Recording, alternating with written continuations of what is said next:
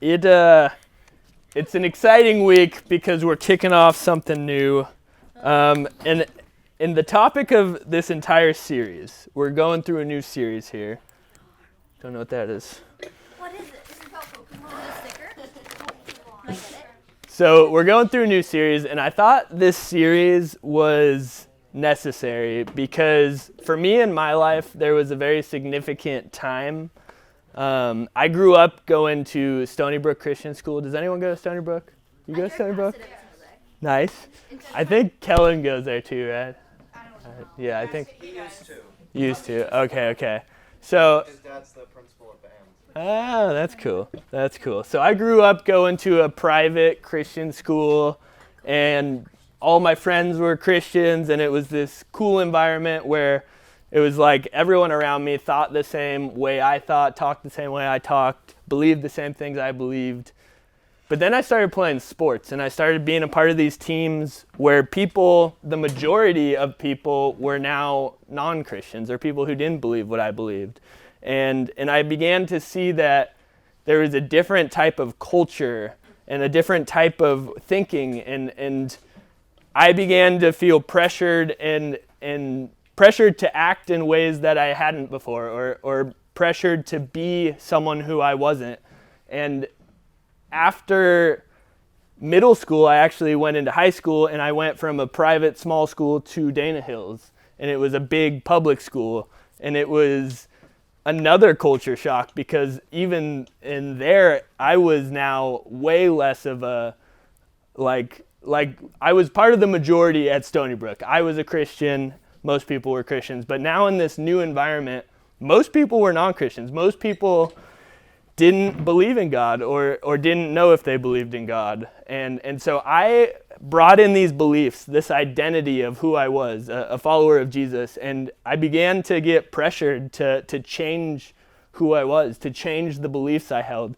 And there was this really a constant pressure on me, and I know that was my first experiences at what would be the rest of my life. Because in this world, the reality is Christians are the minority. The world, Jesus faced it many times, but he said, I am not of this world, but we are a part of this world. So as Christians, we're in an environment, a world where people think and believe different things than us, and you're going to be pressured. You're going to be constantly bombarded with different beliefs, different ideas about who people say you are, what's important, what's good, what's right, what's true.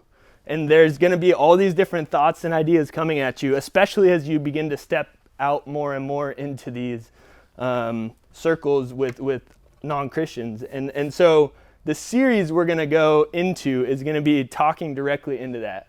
It's called Bold as Lions, which is a reference from a Proverbs. It's the righteous are bold as lions. And it's just a cool idea. But the idea behind the whole thing is, how can we live boldly for God, for Jesus, in an ungodly world? When we're the minority, when other people are pressuring us to change what we believe or change the way we act, change the way we think, how can we stay strong? And to do that, we're going to take a look at the book of Daniel, which is also where lions come in, because if you know the book of Daniel, you know. Good question. We will get there. But lions are a big part of Daniel's story. And so it's going to be a fun series, and this is exactly what we're going to be looking at, is these guys, specifically Daniel and a group of his friends. And we get introduced to them right at the beginning of his book, so we're just going to jump into the first passage here, because it's going to set up a lot of context, because we don't want to just randomly pick things out of the Bible to know, or to, like, a lot of times the context provides the meaning, the deeper meaning. And so we have to understand what's happening in the whole story to really get the most out of this. And so we're going to jump into 1 Daniel 1 right here, and it's going to be verses 1 through 5. And so this is a story. It's telling us the narrative. And this is who our main character, Daniel, is. It says, in the 3rd year of the reign of Jehoiakim, king of Judah, Nebuchadnezzar, king of Babylon, came to Jerusalem and besieged it. And so now we don't know who these kings are as much as like I'm sure these names don't just come up to you and you're like, oh yes, of course, Nebuchadnezzar. Great king he was. Yeah. It's like, He actually was a great king. well, if you know the Bible, you know this. But I'm saying like the context of this when it was written, this would have been like the leaders of the day. So it would have been like we're talking about Vladimir Putin, we're talking about Biden. Like these are leaders that were known. Okay, good point. So where this takes place in all of history, we have the nation of Israel. God has chosen this people group, and he said, through you, I'm going to make myself known to the world. So Israel is special because God chose them, and he said, through you, I'm going to save the world. Through you, I'm going to bless every people group of this world. But Israel, I'm going to promise you that I'm going to take care of you, I'm going to bless you, but what you have to do is you have to follow me. I'm going to give you laws, I'm going to give you instructions, and if you follow these, you will be blessed, and other people will be blessed through you. So that's Israel, that's their purpose. And when Israel fails to live up to their purpose, when they disobey God, they go against him, they don't listen to him, God has to punish them because he says, if you obey, I'll protect, but if you disobey, I have to punish you. And so this was a specific covenant with Israel. They were special. And this point in the story, Israel has betrayed God enough so many times, over and over again. If you read through the story again and again and again, they turn their back on God, they fail, they go to other idols. And so at this point in the story, God has said, it's time for the judgment to be inflicted. And so another nation, God allows them to come in. And this is a really interesting thing.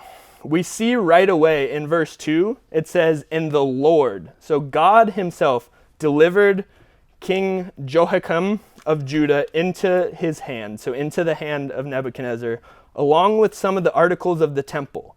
These he carried off to the temple of his God in Babylon and put them in the treasure house of his God. So we see here that it was God himself who allowed Judah, that's the capital of Israel, or Jerusalem, but like Judah's like where the kings were. This is where Israel's royal line was, and they get taken out by the enemy. But it was all by God's allowance. God allowed it, and he's the one who actually enacted it because it's like the punishment time. And so I'm going to keep reading through, but some things that are really important to notice for our story is there were some articles taken from the temple of God. So they stole things out of the temple and put them in their own temple. And so that's going to come into play later. And then we will keep reading here because we got to get the story moving. But then the king ordered Ashpenaz, chief of his court officials, to bring into the king's service some of the Israelites from the royal family and nobility. So this is where our characters come into play. Young men without any physical defect, handsome. So Daniel's a good-looking guy. Showing aptitude for every kind of learning. He's smart, well-informed, quick to understand, and qualified to serve in the king's palace. So these are the credentials that they're looking for to take people into the king's advisors. And so from the nation of Israel, they're picking some of the select few. He was to teach them the language and the literature of the Babylonians. So he's basically getting put into school. He's like getting taken out, and they're going to train him in their ways, in their university. The king assigned them to a daily amount of food and wine from the king's table. They were to be trained for 3 years, and after that, they would then enter the king's service. So Daniel has been taken out and placed among these people. He's in a foreign land. So his people have been scattered, and now he is one of a few that are in this foreign nation, a foreign nation that has a whole nother God, that has a whole nother belief system, that's now teaching him in their ways. And this book is about how Daniel and his friends respond, and it's a really, really awesome example of God and his goodness and his dedication still to his people. but also of how to live with integrity. And so we start to learn some big things. And I just have a little point from this passage. So if we could pull that up. God's in control. A big thing I want you to notice right away is the nation of Israel, they got attacked, but it's God who delivered them over. It's God who handed it over. They disobeyed him.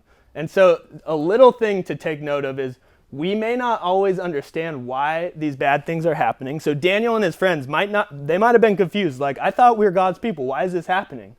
But we can still trust that God's good. He's the one in control. And if we know who he is, if we know his character, we know that what's happening, whatever he allows to happen, he's got a reason for it. And we may never understand the reasons for why God does what he does, but we can trust in his character. We can trust that he's good and he's right and he's true. And so sometimes we just have to trust God even though we can't understand why he's doing what he does. What's nice for us is that when we're reading this story, we know why God did what he did. We know that he allowed it to happen because they disobeyed him. But sometimes in life, things will happen that we can't understand, bad things. And in those moments, there's an opportunity to just step into trusting God. We can't understand why these things are happening, but we can trust that God's in control. He knows what's going on. So we're going to jump to verse 7 here, which is just the next verse, because I think something really interesting happens. The second Daniel and his friends are brought into this new land, something really interesting happens. The chief of staff, so the guy in charge of them, renamed them with Babylonian names. Daniel was called Belteshazzar. Hananiah was called Shadrach. Mishael was called Meshach. And Azariah was called Abednego. And so right away, there's some name changes going on. And we're like, okay, that's weird. Like, I guess you can change people's names. Maybe it's easier. But there's a deep purpose that this happens. And so can we pull up the next slide? Because I found this really, really interesting. The name Daniel means God is my judge. So his God is his judge, which means like I trust God for justice. I trust him for goodness. He is my God. But they changed his name to Belshazzar, which means Bel's prince, which was another god. So right away, they're starting to tamper with these guys' identity. Their names mean something. They have deep meaning, but yet they're giving them new names. Hananiah means beloved by the Lord, but his name gets changed to illumined by the sun god. So again, they're shifting. They're like, you no longer, they're telling these guys, look at our gods are more powerful. We destroyed you. You are now, don't forget who you were. Forget your old god. Now look to us. Look to us. We will tell you what has meaning in your life. We will tell you who you are. The name Mishael means who is as God, but it was changed to who is like Shach, which is another god, of course. And Azariah, meaning the Lord is my help, was changed to servant of Nego. So very interesting changes, but these name changes were a big deal. They were a way that the Babylonians, they tried to change the identity of these guys because who they were servants of God. Who they were followers of God. And they knew that. They knew that they had to change their identity in order to really get to these guys. And so the first thing they did was try to change that. They tried to change their identity. But what we see in the book of Daniel is that no one else gets to tell you what you believe about yourself. No one else gets to tell you where your identity comes from. They can do whatever. They can change their names. They can tell them to believe all these things. But integrity, who you find your identity in, those things are your choice to make. And nobody else can change that for you. And so these guys stood strong. They knew what gave them identity. They knew that it was found in God and God alone, and they trusted him, even though at the time it was probably confusing, it was hard. So the question we got to ask ourselves is, where do we find our identity? What do we allow to define us in this life? And it's a really deep question because it really sets the tone for everything you do. No other person, no other situation, no other group of people should be allowed to define who you are, what your identity is. Only you decide that. You decide what you find meaning in. And I'll tell you, there's only one place that we can find it that will never disappoint. The book of 1 Peter says that Jesus is our living hope. He is the one thing in life that will never fade away, that is never able to be taken from us. It can't grow old. It doesn't wither away. The hope we have in Jesus and the identity we find in being Christians, in being children of God, that's where our identity lies. At the very beginning of the Bible, what does it say that God did? It says he did what? At the very beginning. He created. Right at the beginning. He created the heavens and the earth. And then when it came to people, how did God create us differently? What was the unique thing? Yeah. He created us in his image. Yes. Wonderful. Perfect. God created you in his image. You are an image bearer of the creator of the world. That's where our worth comes from. We are created in the image of God. That means he, out of all creation, when he thought, what do I want when I look at it, what do I want myself to be reflected in? What do I want my crowning piece of my creation to be? And he created humans, and he gave us a special task, a special way to relate with him. And so to be human and to be in relationship with God, that's where our identity comes from. And the world knows this, and the world tries to take this away. That's exactly what they tried to do to Daniel and his friends. But what we see in their response is awesome. The next verse, verse 8, we see how Daniel and his friends respond. And I think it's really cool. So in verse 8 here it says, so they just changed their names. We read what their names got changed to, and it continued to say, but Daniel resolved not to defile himself. He resolved not to defile himself, which means to let himself disobey or let himself be made unclean by the things he was doing. Specifically, he resolved not to defile himself with the royal food and wine. And he asked the chief official for permission not to defile himself this way.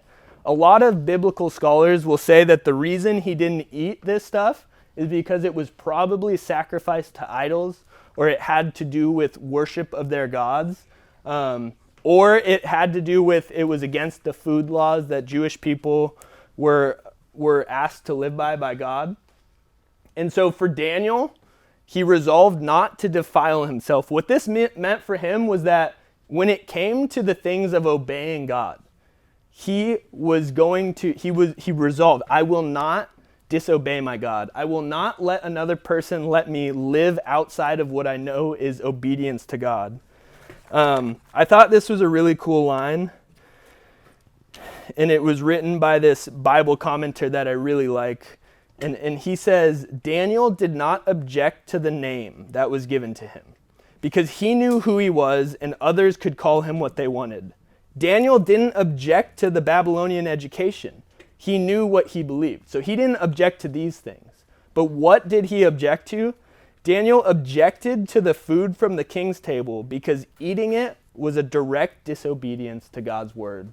So the thing that Daniel put his foot in the ground in, and I think the thing that we as Christians, no matter where we get placed in this world, no matter what life events take us to different places, the thing we can always hold to is that God's word is given to us and we're asked to obey it. We're asked to live into it, to live it out. And so for us, I think it's an awesome thing is like we can also resolve not to disobey God, not to veer away from him. And so what's the last point here? Last slide. No matter the situation, we're called to obey God first. I think that's a really important thing that we can all remember because you're going to be pressured, you're going to be tempted to live the way the world says, to live the way friends want you to live the way that makes you look cool or appear better in certain situations. But at the end of the day, if we want to follow God, it's really simple. We could just live out what he's already revealed to us. Live out what he asks of you. And that's what Daniel and his friends show from the very beginning, and I think it's really cool. Question? I think I might know the reason why they didn't do it. Yeah, what was it? Because Yeah, They did that to their idols, or they ate that. that's a They great blessed- thought. They pretended that that was blessed by God. So David didn't eat it because he didn't want to do something that was blessed by an idol. It's very possible, and I think you're right on with that. I think it had to do with idols and worshiping other gods, and so that's a great thought, and I think that's exactly, we don't have that same thing maybe today. We don't have like idols or things that were like blatantly going to be, well, we have idols, but not in the same way they had it, right? Because when you think of an idol, you think of like a statue that people bow down and worship to. But in our lives, there are things, a good way to say it, Pastor Brandon, the high school pastor, has said before, anything that takes the place of God in your life could be an idol. And so when we think about it that way, it really gets deeper, because what in your life are you obeying or letting define you more than God? That's the question we each have to ask ourselves. Because sometimes we get our meaning from things that are lesser. Maybe they're not even bad things, like being a good athlete or being a good student or being just a good person in general. We can find our identity in those things, but if we're not finding it in God, it's always going to be lacking, and at some point it's going to let us down. That's actually one of the hardest things as an athlete. This is kind of a tangent, but as an athlete, they say you die twice, because once is when you play your last game of the sport. So for me, my last game of lacrosse I ever played, there was like this depression where it's like, oh, I'm never going to play sports again. And so the thing that defined me for so long just ended up like leaving me empty, because it's like I had to let this go, I had to stop, and I'm not going to play it again competitively. But that's what's so awesome about Christianity, and that's what I was saying about Jesus. There's this idea of it's a hope that never disappoints, never goes away, never lets you down. When you find your purpose and meaning in Him, there's nothing that can take it away. And so can we bring up the memory verse, because this is what we'll end with this morning. And if you didn't get a chance to see it, get it now. But this is really it, guys. This is our identity right here. Since then, you've been raised with Christ, because Jesus has saved us. Jesus has done it. Set your hearts on things above, where Christ is seated at the right hand of God. Set your minds on things above, not on earthly things. This is our key to living in this world, living in a world that might be ungodly, that might have other influences. This is our key. We set our minds on things above. We keep our eyes fixed on God and on Jesus. And that's what leads us out of these, not out of these situations, but it's what gives us strength, what gives us hope in them. So I'm going to pray for us, and then I think parents are out, so you can head. God, thank you. Thank you for this morning. Thank you for this truth. And God, I just pray that as we continue our study through Daniel and through Revelation this week and the weeks to come, God, that you would show us new and amazing things about you, about your love, about your Son, and about what we are called to do and be here on this earth. So God, thank you for this time, and in your name, amen.